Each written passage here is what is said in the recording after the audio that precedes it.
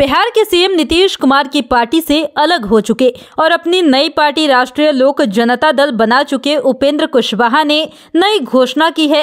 RLJD के राष्ट्रीय अध्यक्ष बिहार में विरासत बचाओ नमन यात्रा पर निकलने वाले हैं। उनकी यात्रा 28 फरवरी से शुरू होगी और 20 मार्च तक चलने वाली है। 2 चरणों में होने वाली इस यात्रा की शुरुआत चंपारण के भितिहरवा से होगी।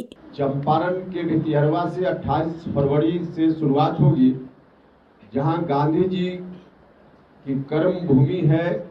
उपेंद्र कुशवाहा की इस यात्रा का पहला चरण 28 फरवरी से शुरू होगा, जो कि 6 मार्च तक चलेगा।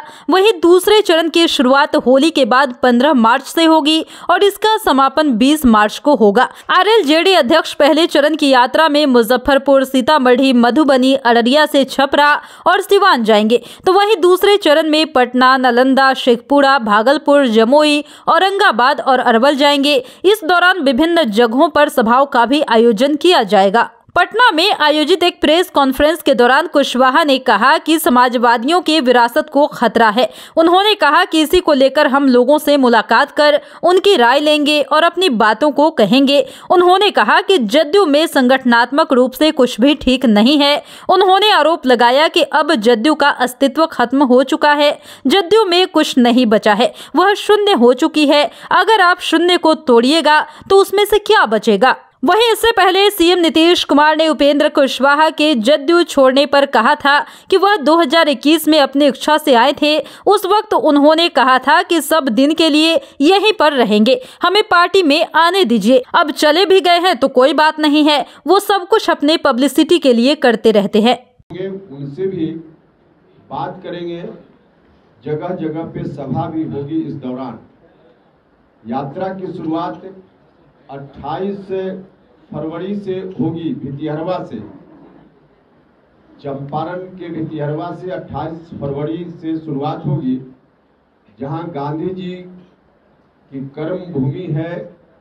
तो सबसे पहले वहां जाकर गांधी जी का नमन करेंगे 28 तारीख को, और उसके बाद वहां से चलते हुए 2 चरण में यात्रा पूरी होगी।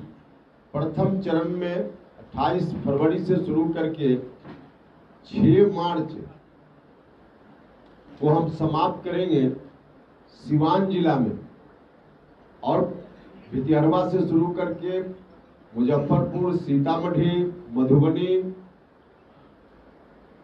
उधर अररिया, सहरसा, मधेपुरा, समस्तीपुर, मुजफ्फरपुर, छपरा होते हुए 6 मार्च को समापन होगा। दीक्षांत एडुटेक लाया है दीक्षांत डिजिटल क्लास। दीक्षांत डिजिटल क्लास का उपयोग कर छात्र बना सकते हैं पढ़ाई को बेहद आसान और मजेदार। दीक्षांत डिजिटल क्लास को स्कूल में बैठकर देखना है तो पेन ड्राइव और स्मार्ट टीवी बनेगा सही माध्यम। चलिए अब ये भी जानते हैं कि दीक्षांत डिजिटल क्लास का फी स्ट्रक्चर क्या होगा। नर्सरी से लेकर यूकेजी के लिए 7,000, नर्सरी से लेकर दूसरी कक्षा के लिए 12,000, नर्सरी से लेकर 5वीं तक के लिए 18,000, नर्सरी से लेकर 8वीं तक के लिए 24,000, नर्सरी से लेकर 10वीं तक के लिए 30,000।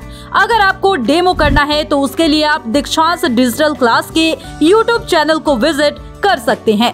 हमारे YouTube चैनल को सब्सक्राइब और Facebook पेज को लाइक करना ना भूले। धन्यवाद।